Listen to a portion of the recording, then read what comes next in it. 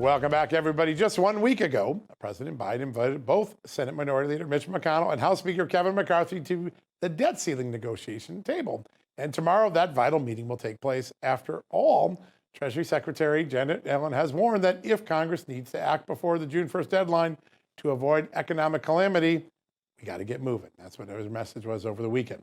Here to discuss this meeting and the Earn It Act, which Congress is considering right now, is Dan Savickas, the Director of Policy for the Taxpayers Protection Alliance. Dan, great to have you back on the show. Always good to be with you guys. This is a pretty extraordinary week. I mean, there's a lot on the table. There's a very different dynamic than what happened in December when McConnell cut a deal with the Democrats and the House Republicans. Well, they were left out in the cold. McConnell and McCarthy very closely aligned, 44 Republican senators making clear Joe Biden's got to come to the table and make a real deal. How important is that to the dynamic compared to past debt ceiling crises that we've all lived through? I think it's very important. You look back at the speakership fight in January that Kevin McCarthy had to deal with. He made a lot of promises to the Republican conference and to the American people that he was going to step to the table and be a different type of speaker who would actually push for spending cuts instead of kicking the can down the road on the debt, which is what Senate Democrats and even Senate Republicans have done to some extent, because we've had months of extraordinary measures in the Treasury Department telling us that this deadline was going to happen. It didn't just come up by surprise. We knew this was going to happen. We knew June was about going to be that sweet spot.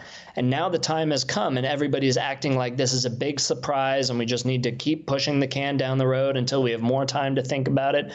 We've had time to think about it. The House Republicans passed a plan. A large portion of Senate Republicans are on board with this plan.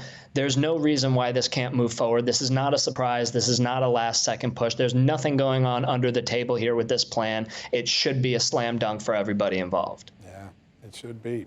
Well, yeah, I mean, it should be, but I'm glad you brought that up because there is a mundane aspect to this story, sadly, unfortunately, and not realistically, because Americans are used to hearing this. They are used to hearing about barely averting a crisis and kicking the can down the road. But as John teased at the intro, with Janet Yellen calling this an economic calamity, I don't mean to be grotesque, but what does that economic calamity look like?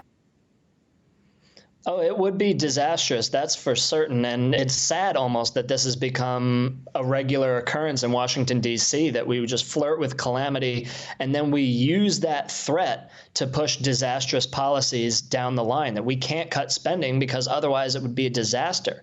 We would lose a lot of the ability to borrow. Other nations would downgrade our credit. It would be very difficult to get access to capital. American businesses would suffer with regards to foreign competitors. There are a lot of consequences to defaulting. There are also a lot of consequences to continue spending the way that we have, especially if other nations start pulling the rug out from under us. You see on the world stage, a lot of countries are moving away from the dollar and are talking with countries like China and Russia about moving to a different economic paradigm. So there are consequences on both sides, which is why it's a very easy way to go with what the House Republicans have put forward: meaningful spending cuts, avoid a debt default, avoid hitting our borrowing limit without extraordinary measures. There are ways to avert both crises, but a lot of the people who just want to spend are going to leverage the fact that a default would be disastrous in order to continue spending and spending and spending, and just trust that they'll be out of office when the debt comes due. Yeah, that's a great point. Kicking the can down the road to some other generation to deal with it. We've been doing that for a long time. Dan, I want to talk about something that President Biden kind of tickled over the weekend. He didn't quite say he'd do it, but he left open the possibility he would, invoking the 14th Amendment and raising the debt ceiling himself. A lot of legal experts think he'll get slapped down in the courts, but if he did that, what would happen in this already complicated drama? I think what you said, it would get slapped down in the courts, but that hasn't stopped President Biden from trying before. You saw it with the student debt. You saw it with the rent payment moratorium, things that even he and former Speaker Pelosi acknowledged that the executive branch does not have the power to do. Right. This is even a more clear case where Congress has the power of the purse over spending and borrowing. the 14th Amendment does not apply here, but again, has not stopped the Biden administration before. So I think you would see the House Republicans move to censure or do something along those lines. The administration, I think it would very quickly get stayed or shut down in the courts.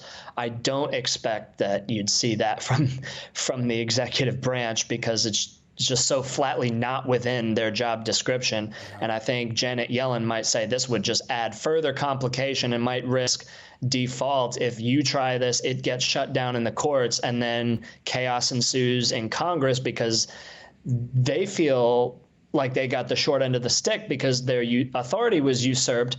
They might not end up doing anything at all. I feel like it's an unnecessary overcomplication to even suggest that, let alone to actually do it. Yeah, great point.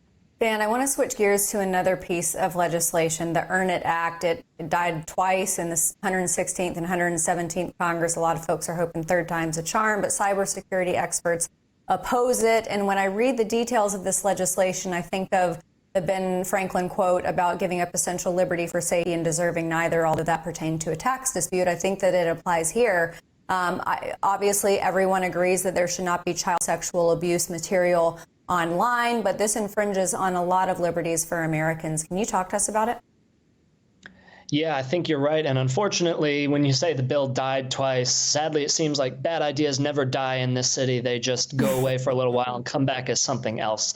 So the Earn It Act would impose a lot of requirements on tech companies, namely social media platforms, for tracking user data, implementing age requirements for certain content, and would essentially enlist social media platforms as searchers on behalf of the federal government to make sure no illegal activity is happening behind the scenes. National security experts are rightly raising the alarm because it would pretty much disincentivize or make it presumptively illegal to encrypt very key sensitive data online, because it would be presumed to be covering up potentially illegal activity. And then it would take a bludgeon to the First and Fourth Amendments. There are a number of court case precedents that show that this is unconstitutional in a number of ways, and that's why it has, quote unquote, died in the last two Congresses. But unfortunately, lawmakers keep bringing it back up. The 9 lives of bad legislation. How about that? Dan, real quickly, will we have a deal or not? We've got about 5 seconds. I think we will. They always seem to get something done. I don't think it'll be good, but I think it'll get done. I think you're right as well. Thanks for joining us, Dan. Great update. Really appreciate that. And something very important. Folks, we're going to take a quick commercial break. When we come back, investigative journalist from Just the News, Greg Piper's here. More new examples of censorship inside our government. He's going to bring that to you right after the commercial break.